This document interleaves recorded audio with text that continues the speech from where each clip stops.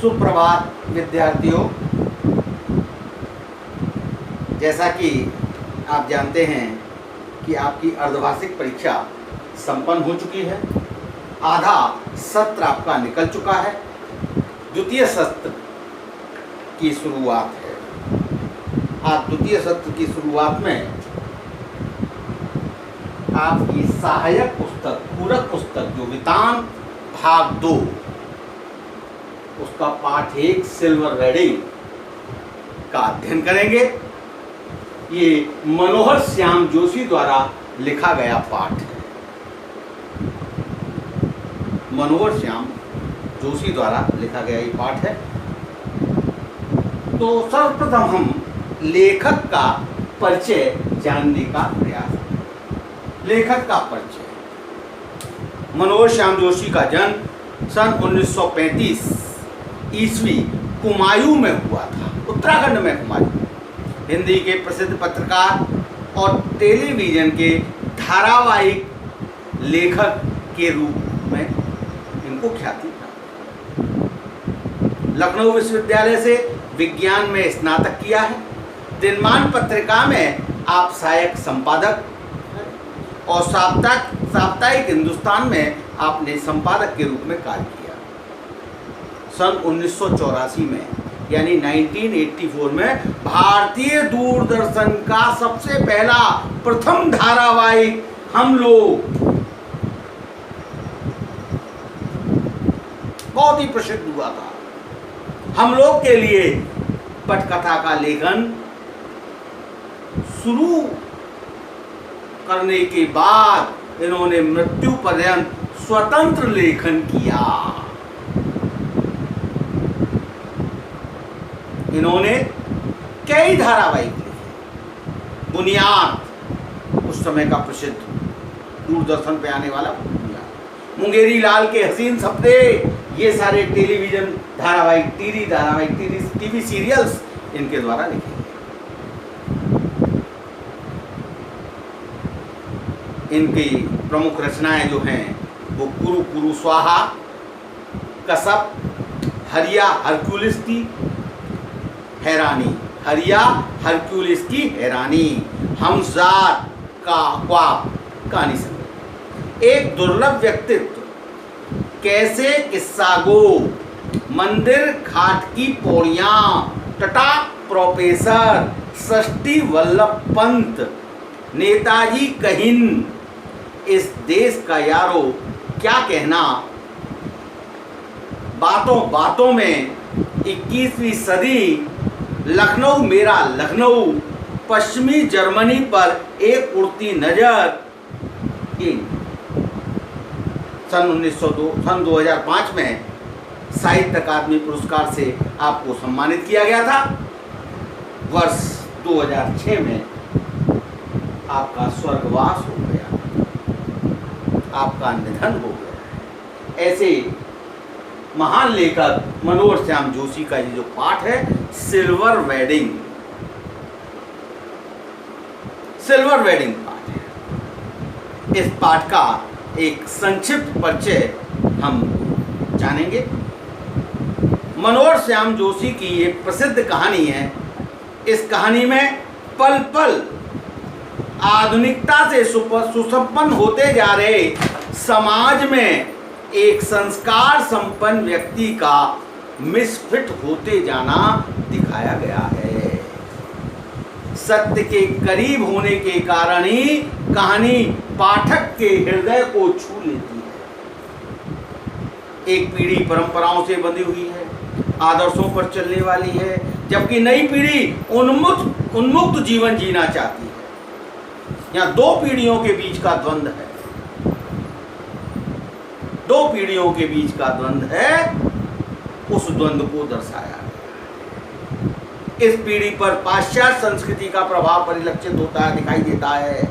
नई पीढ़ी सुविधाभोगी जीवन जीने में विश्वास रखती है, बंधन मुक्त जीवन शैली ही उसे स्वीकार है। ये सिल्वर वेडिंग जैसा कि नाम है, शादी की सालगिरह, परंपराएं चल गई हैं। 25 साल होती है, सिल्वर वेडिंग मनाते हैं। 50 साल हो गए, गोल्डन जुबली मनाते हैं। ये हमारी पाश्चात्य संस्कृति का प्रभाव है। तो ये सिल्वर वेलिंग पाठ को हम संक्षेप में समझने का प्रयास करेंगे।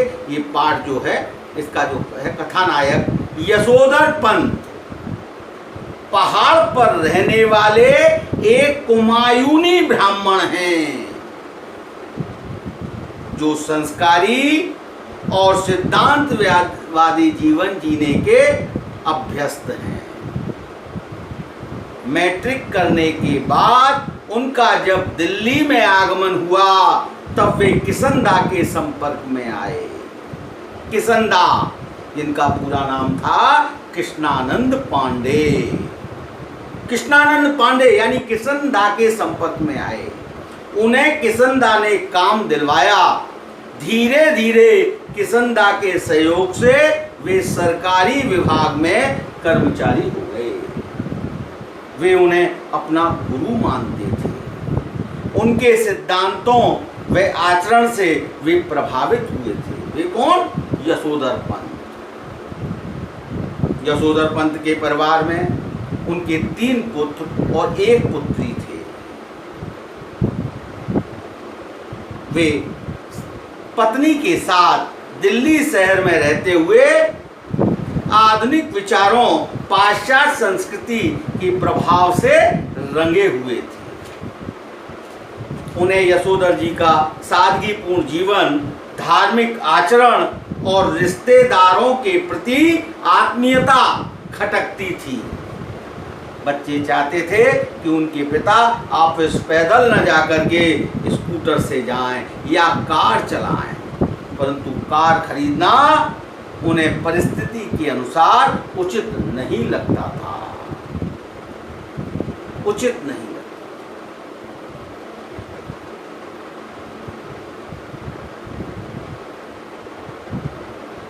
किसनदा के जीवन की घटनाओं ने उन्हें बहुत प्रभावित किया। वे हर काम अपने एक आदर्श संरक्षक किसनदा यानी कृष्णानंद पांडे की तर्ज पर करते हैं। यशोधर बाबू पुरानी चीजों और बातों को छोड़ना नहीं चाहते। उन्हें कई बार एंड्रूजगंज, लक्ष्मी नगर, पंडारा रोड जैसी नई बस्तियों में पद की गरिमा के अनुरूप D2 टाइप क्वार्टर मिलने की अच्छी खबर भी आई, लेकिन वे गोल मार्केट छोड़ने से इनकार कर देते हैं।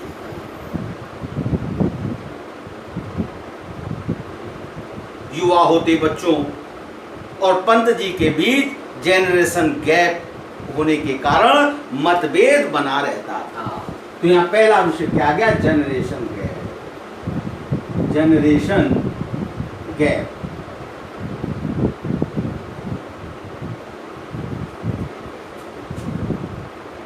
जनरेशन गैप होने के कारण मतभेद बना रहता था।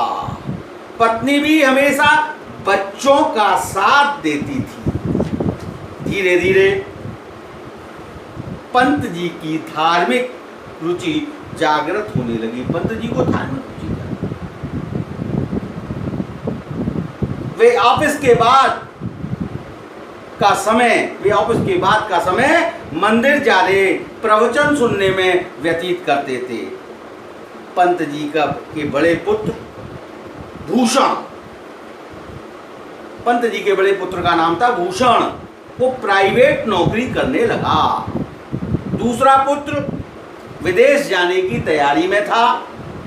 तीसरा पुत्र IAS की तैयारी कर रहा था, इंडियन एडमिनिस्ट्रेशन सर्विस, भारतीय प्रशासनिक सेवा की तैयारी कर रहा था, और पुत्री डॉक्टरी करने की तैयारी में थी। पंत जी चाहते थे कि अवकाश प्राप्ति से पूर्व यानी रिटायरमेंट से पूर्व उनका कोई पुत्र सरकारी नौकरी में आ जाए, जिससे सरकारी क्वार्टर खाली नहीं करना पड़ेगा। ये यशोधर पंत के परिवार का वो, जैसा कि पाठ का शीर्षक है सिल्वर वेडिंग, उस शीर्षक के अनुसार यशोधर पंत के विवाह की 25वीं वर्षगांठ थी।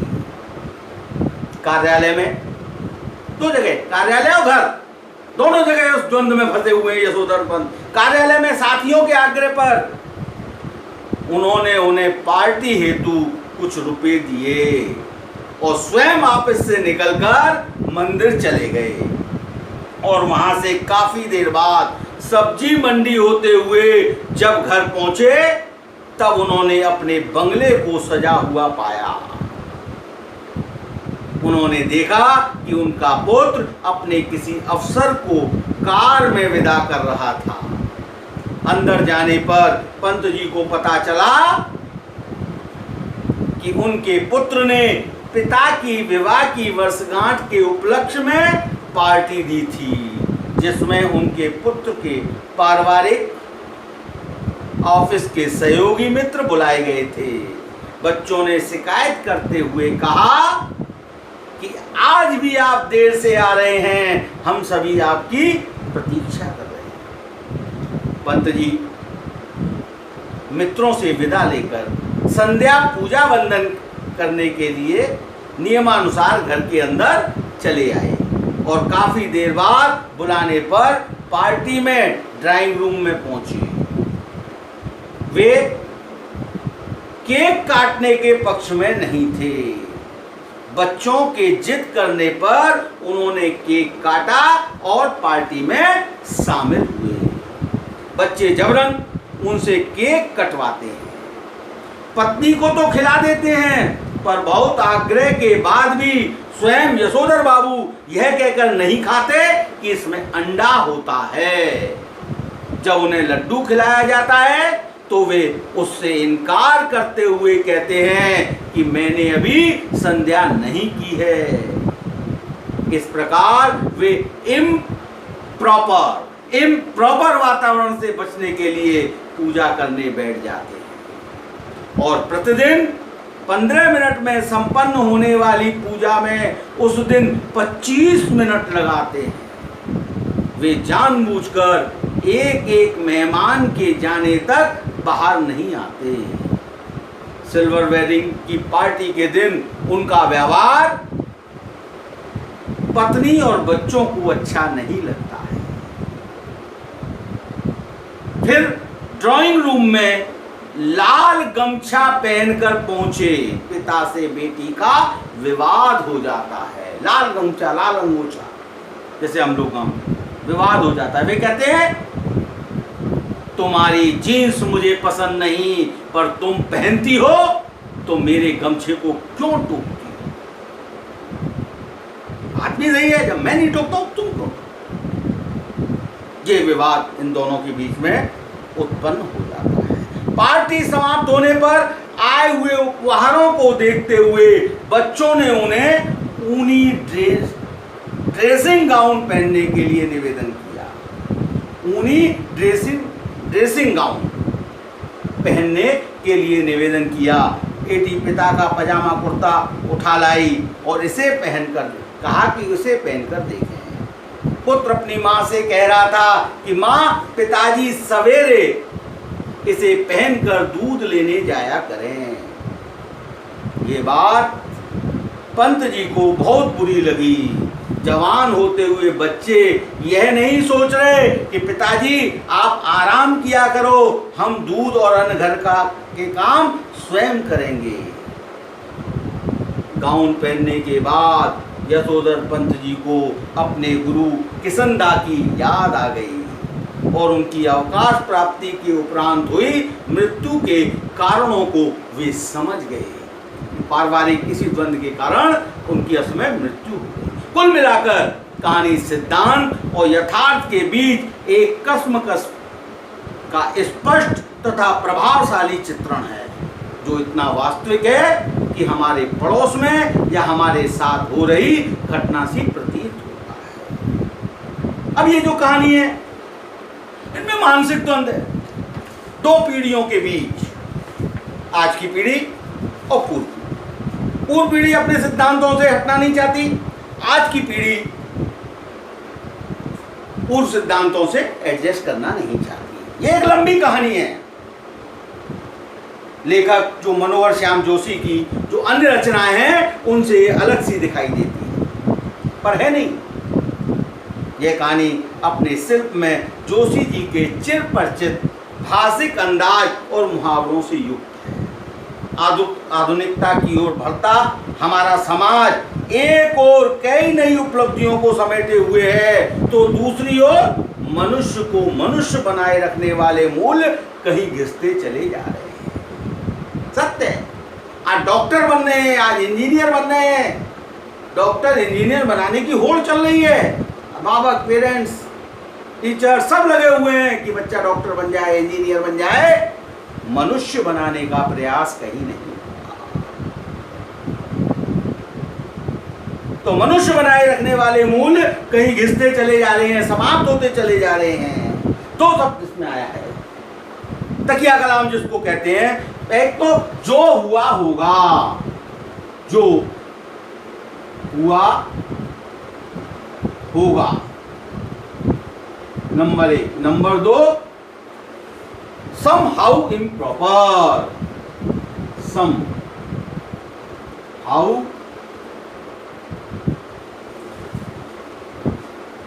improper, जो हुआ होगा और somehow improper। ये दो तकिया कलाम, दो जुमले इस कहानी के बीज वाक्य हैं। ये बीज वाक्य, ये कहानी के बीज वाक्य, इसको कहानी के बीज वाक्य, ये दोनों कहानी के बीज वाक्य हैं।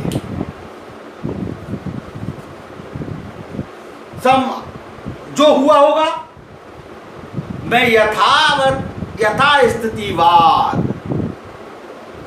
यथास्थितिवाद यानी ज्यों का त्यों स्वीकार कर लेने का भाव है। जो हुआ होगा में यथास्थितिवाद है, यानी जो जैसा है जैसे कि तैसे, नो आर्ग्यूमेंट, नो संघर्ष, जैसा है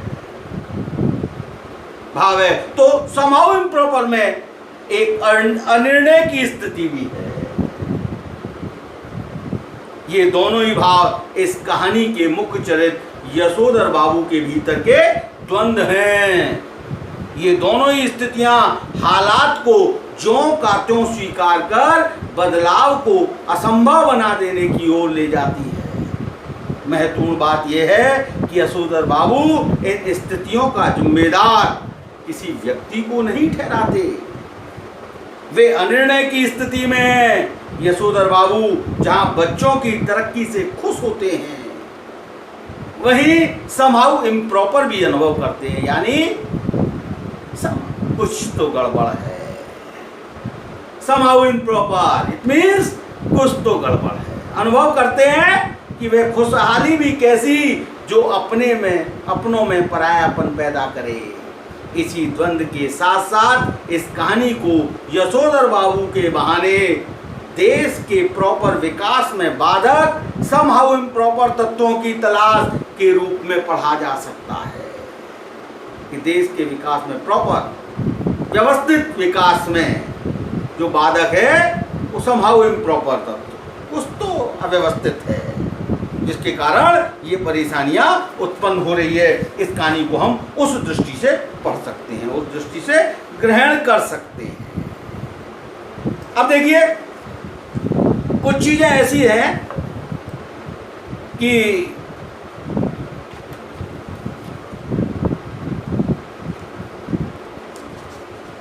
जो हर समय, हर दौर में एक पीढ़ी और दूसरी पीढ़ी के बीच उत्पन्न रहती है। यशोधर बाबू की पत्नी है, पुराने संस्कारों वाली है, किसी तरह की आधुनिकता नहीं है, परंतु बच्चों का पक्ष लेने की मात्र सुलभ मजबूरी, बच्चों के प्रति मां का स्नेह, ममता के कारण उन्हें आधुनिक बना दिया है। वे बच्चों के साथ खुशी से समय बिताना चाहते हैं। यशोधर बाबू का समय तो दफ्तर में कट जाता है, बाहर कट जाता है, लेकिन पत्नी क्या करे? अतः बच्चों का साथ देना ही उसे अच्छा लगता है। शुरुआत में उसके साथ अनेक प्रकार की पाबंदियां नहीं होंगी। आज वो इस पाबंदियों से निकल करके बाहर की दुनिया में आ गई है, तो बच्चों का रहन सहन उसको अच्छा लगता है। यशोधर बाबू अपने किशनदा के आदर्शों पर चल रहे हैं। वो उन आदर्शों से एक कदम भी हटने को तैयार नहीं है। वो जरा भी अपने आदर्शों से डिगने को तैयार नहीं है, जबकि देश, काल, परिस्थिति, समय और वातावरण के हिसाब से परिवर्तन अवश्यंभावी है। परिवर्तन जो है वो प्रकृति का शाश्वत। आधुनिक युग परिवर्तनशील और अधिक सुविधाजनक है। आज युवा बच्चे और जवान नया और अपने अनुसार सोचते हैं। वो कुछ नया सोचते हैं अपने अनुसार। वे तत्काल नई जानकारियां चाहते हैं, जिसके लिए उनके पास आज कंप्यूटर है, इंटरनेट है, मोबाइल सेवा है, गूगल बाबा है। गूगल बाबा एक नया नाम। ऐसी ऐसी आधुनिक तकनीकियां आज हमारे बच्चों के पास है, जिसके माध्यम से अधिक जानकारी घर से विद्यालय जाने के लिए एक से एक बढ़िया साइकिल, मोटरसाइकिल है। पुराने जमाने में ये सब स्थिति नहीं थी। इनके माध्यम से उनका समय बच जाता है। समय पर वे घर से विद्यालय से घर पहुंच जाते हैं। आज लड़के लड़कियों के बीच अंतराल समाप्त हो गया है, काफी कम हो गया। को एजुकेशन हो गई है, एक साथ पढ़ते हैं, पहले अलग अलग पढ़ते थे। भाई बहन साथ साथ नहीं जाते थे पहले, ये जमाना था। परंतु ये सारे बदलाव बुजुर्गों को अच्छे नहीं लगते।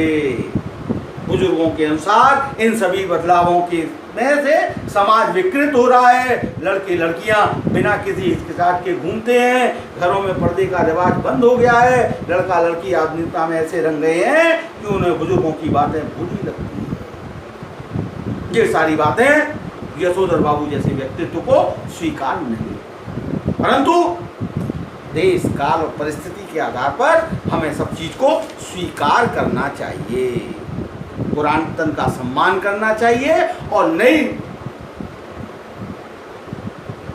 टेक्नोलॉजी है, नई जनरेशन है, उसका हमें स्वागत करना चाहिए। बस इस पाठ में आज इतना ही। धन्यवाद। इस पाठ को आप पढ़ेंगे, रीडिंग करेंगे, इससे संबंधित कुछ प्रश्न उत्तर करने का प्रयास करेंगे। आप बस आज इतना ही।